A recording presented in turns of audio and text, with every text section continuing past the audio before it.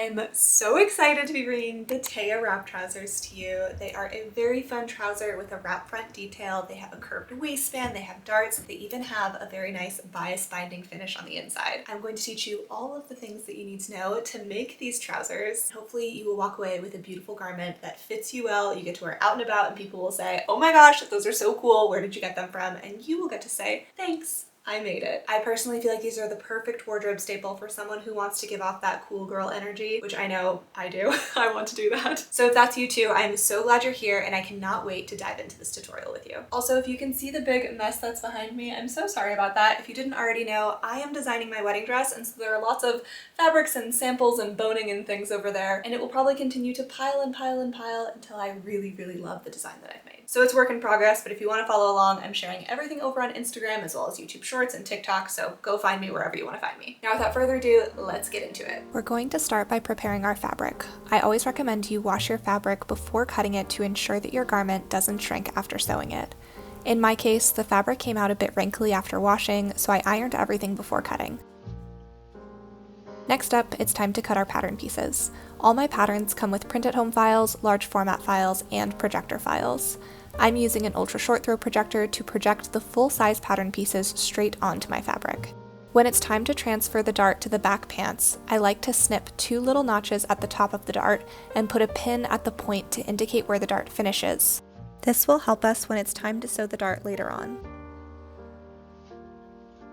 As you're sewing, be sure to transfer all of the pattern markings like notches and darts.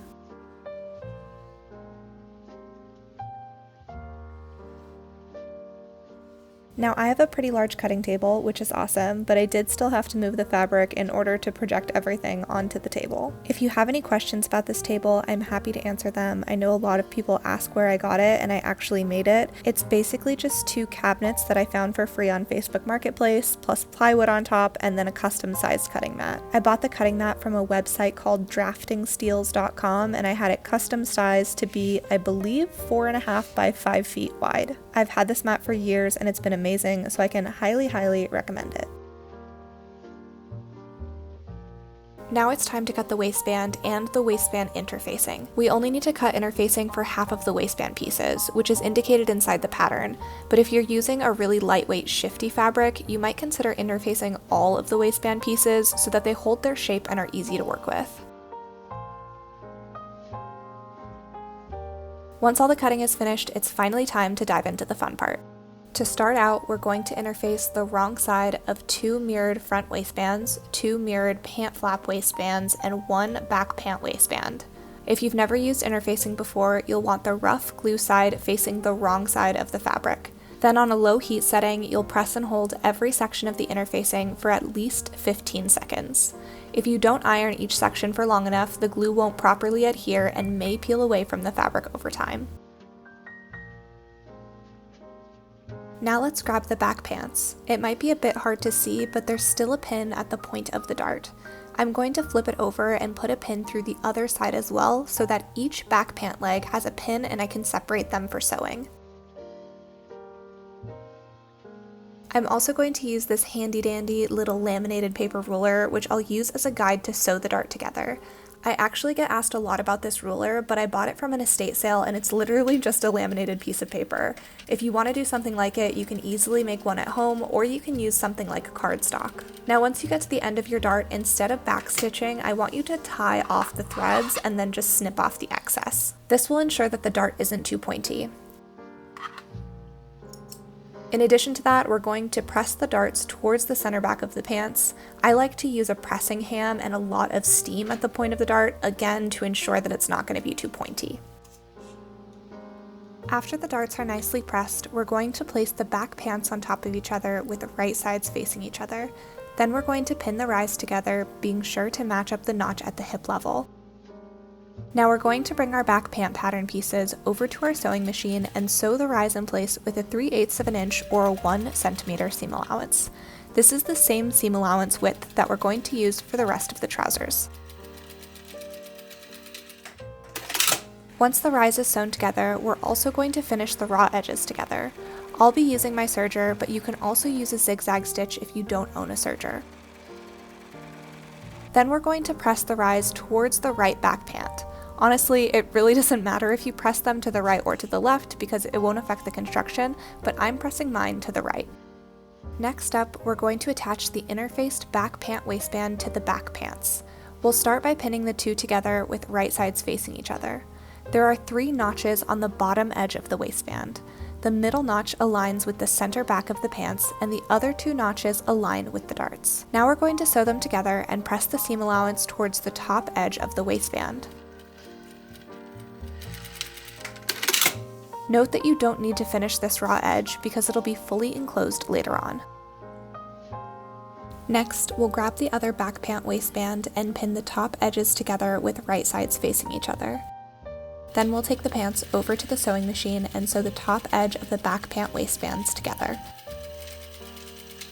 Since this seam is curved, I recommend cutting into the seam allowance every ½ inch or so, getting close to the seam without cutting through it. This is going to help the curved edge fold over with ease.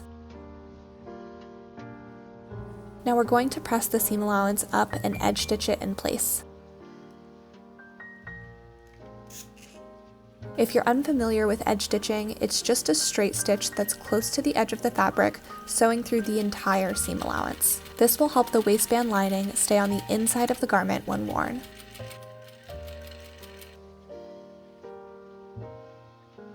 The upcoming steps are very similar to the ones we just went through with the back pants. We'll start by grabbing the front pant pattern pieces and the front pant waistbands.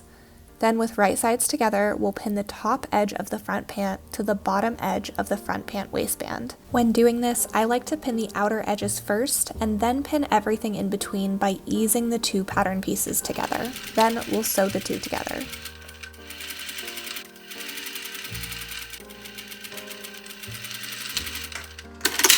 Once the waistbands are on, we'll bring our work over to the pressing station and press the seam allowance up towards the waist. Next, we'll grab the other front pant waistband pieces, place the non-interfaced waistband on top of the interfaced waistband with right sides together, pin the top edge in place, and sew the 2 together. Then just like before, we'll snip into the seam allowance every ½ inch or so, being sure not to cut through the stitch line. Once that's all done, we'll press the seam allowance up and edge stitch it in place.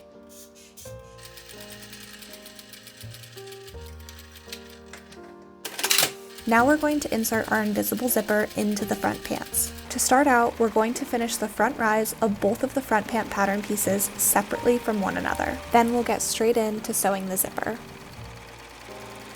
Okay, so I bought these 2 zippers, and you can see that this one is the correct length. It's 7 to 9 inches, but the color doesn't match very well. And of course it's supposed to be invisible, but you know, it doesn't always end up being perfectly invisible. So I think I'm gonna go with this one. It is 20 to 22 inches, which is far too long. So I'm gonna show you how to cut it shorter and go from there.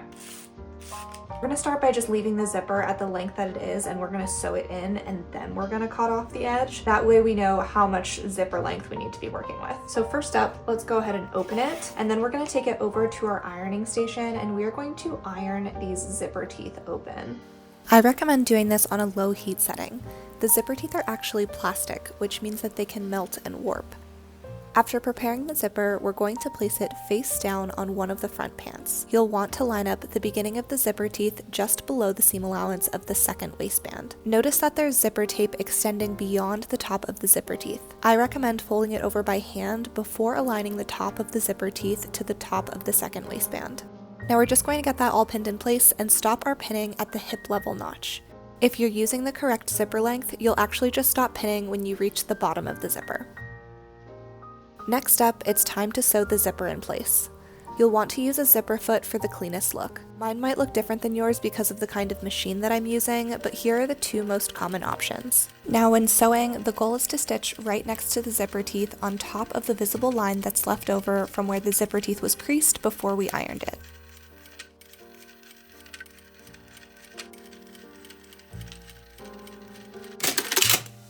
Once the zipper is sewn, we're going to zip it up and place a pin at the bottom of the stitch line and another pin at the seam of the waistband. These will be our guides, so when we pin the zipper to the other front pant, everything gets lined up correctly. After we get that all pinned in place, we'll sew them together using our zipper foot just like we did before. Alright, we've got a functioning zipper where the seams on both sides match up beautifully. Now it's time to sew the front crotch curves together. To do this, we'll flip the front pants so that the right sides are facing each other. Then we'll pin from the bottom of the crotch curve to the beginning of the zipper teeth. When sewing, I recommend going back to a standard presser foot.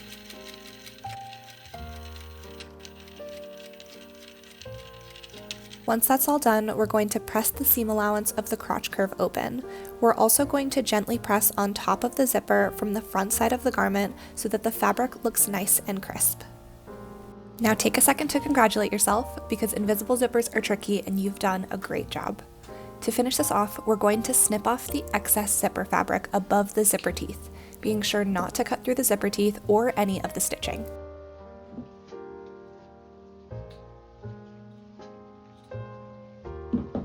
And pro tip, I like to use a lighter to melt the edge that we just cut off. This will help ensure that there isn't any fraying over time.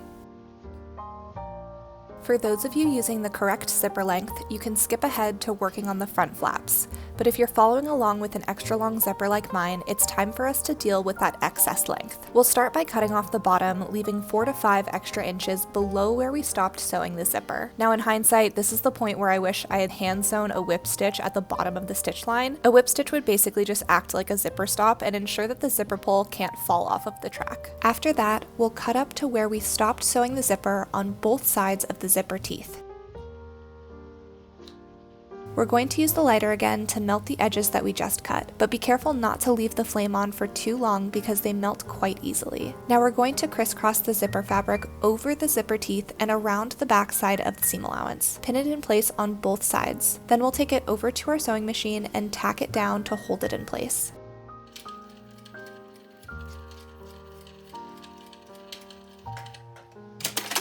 Lastly, we're going to snip off the excess fabric on both sides and the excess zipper teeth before the optional step of sewing the zipper fabric to the seam allowance. I like to do this at the bottom few inches of the zipper to hold it in place, but like I said, it's totally optional, so you don't have to do it if you don't want to.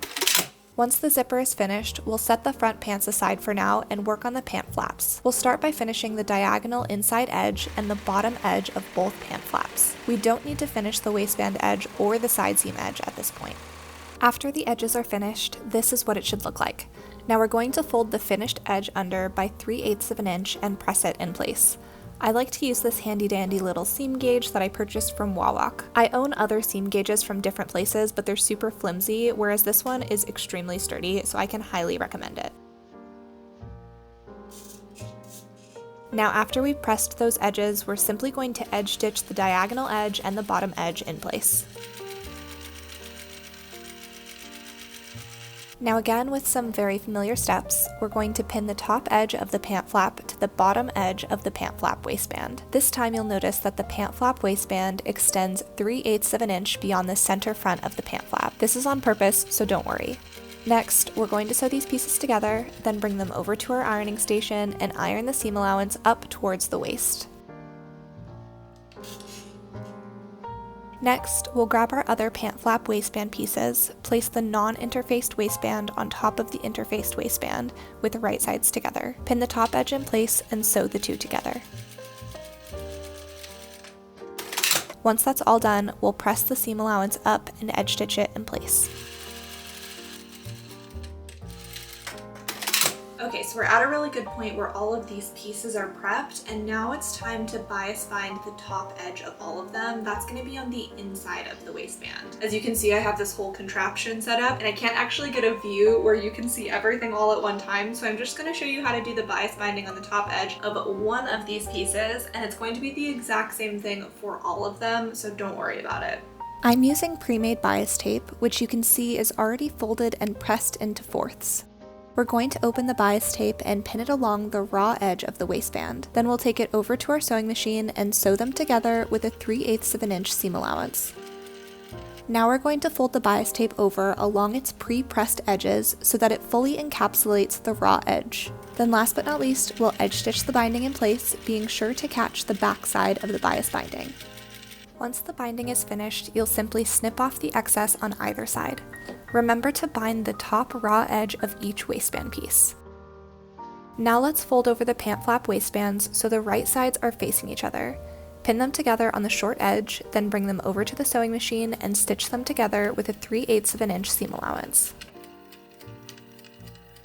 Next, we're going to flip the waistband right sides out. To ensure that we get a nice pointy corner, I like to fold the seam allowance over before flipping it out. This way the corner holds its shape and the seam allowance doesn't have any weird bunching on the inside. If you're not happy with the corner, you can always stick something pointy in there like a chopstick or a pair of scissors to get the corner to your preferred pointiness. Now we're going to press the waistband in place, and then from the front side of the garment, we'll pin the inner waistband down. This is going to help us as we stitch in the ditch for the next step. The goal of stitching in the ditch is for the stitching to be invisible from the right side of the garment, but stitch down the inner waistband all the way around. Take your time when doing this step, and note that the stitch line should be above the bias binding. This was a construction decision I made to ensure that there wasn't too much bulk when sewing. Now let's grab the front pants and fold the waistband over with right sides facing each other. We're going to pin it in place again so that the zipper is sandwiched between them. Then we're going to sew the short edge of the waistband in place, being sure to avoid the zipper teeth. My recommendation is to sew directly on top of the stitches that are holding the zipper in place. This step is easiest with a zipper foot, but as you can see here, I lazily did not change the foot and it worked out just fine. Next, we'll flip the waistband right sides out. I find that this one is pretty easy to get a crisp corner because you can easily just pull on the zipper until you're happy with it. After that, we'll press the waistband, but we're going to hold off on stitching in the ditch because that will be done in a later step.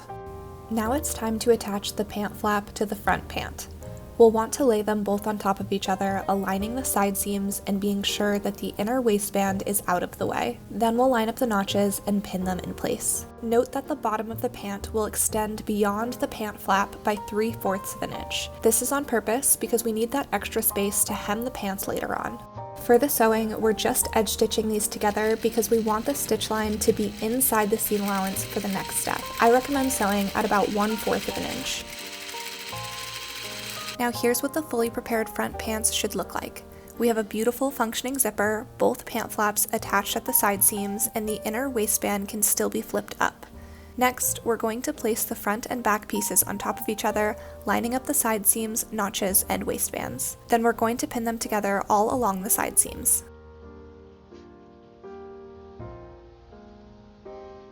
After pinning, we'll sew them with a 3/8 of an inch seam allowance. The edge stitched line from sewing the pant flap to the front pant will be inside the seam allowance, so it won't be visible when the garment is worn. After the side seams are sewn, we're going to finish the raw edges together. At this point, I meant to press the seam allowance towards the back of the pants, but I forgot and had to do it later, so if I were you, I would do that now. The next step is to pin the inseams together with right sides facing each other. I like to pin at the crotch, at the notches, and at the ankles, then pin everything else in between.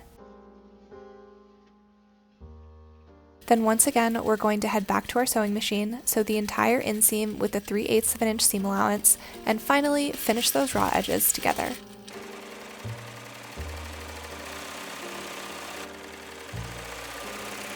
Now since I forgot to press my side seams earlier, this is when I did that step, but we're also going to press the inseam towards the back of the pants right now. I ended up using a sleeve board for this step because the ironing board was a bit too wide. After pressing the side seams and the inseams, it's time to press the inner waistband towards the inside of the pants.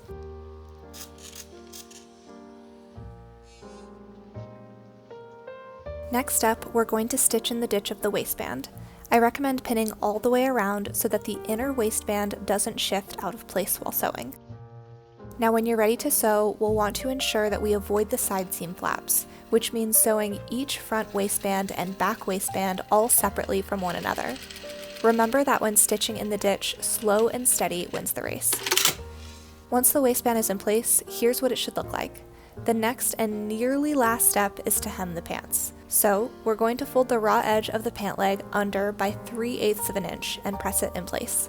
Then we're going to fold it under another 3/8 of an inch and press it in place so that the raw edge is fully enclosed. Then we're going to edge stitch the hem.